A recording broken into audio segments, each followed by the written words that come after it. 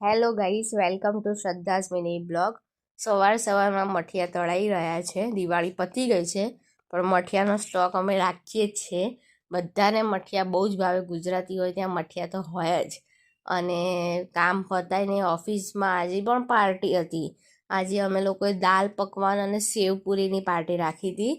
તો બધાએ બહુ મજા કરી, એન્જોય કર્યું. અને છે ને જોડે બધા બેસીને જમીએ ને એમાં જ મજા આવે. અને એમાં છે ને વધારે પડતું ખવાઈ જાય છે મારાથી તો. અને કામ પતાવીને આજે તો નાઇટ આઉટ મમ્મીના ત્યાં કરવાનો હતો. તો દોડમ દોડ કપડાં પેક કરીને અમે પહોંચી ગયા હતા નાનીજીના ઘરે. શું બનાવે છે?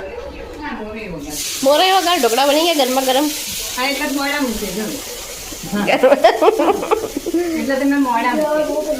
મોરે બનાવે છે.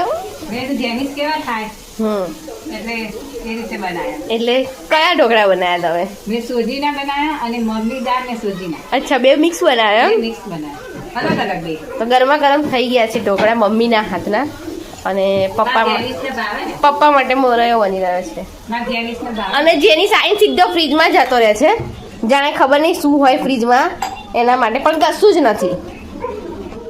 તો મગની દાળના ઢોકળા બહુ જ મસ્ત બન્યા હતા. અને પછી દાદા અને દીકરો કંઈક શીખવાડતા હતા એકબીજાને. તો ગાઈસ બાય, કાલે મળીએ.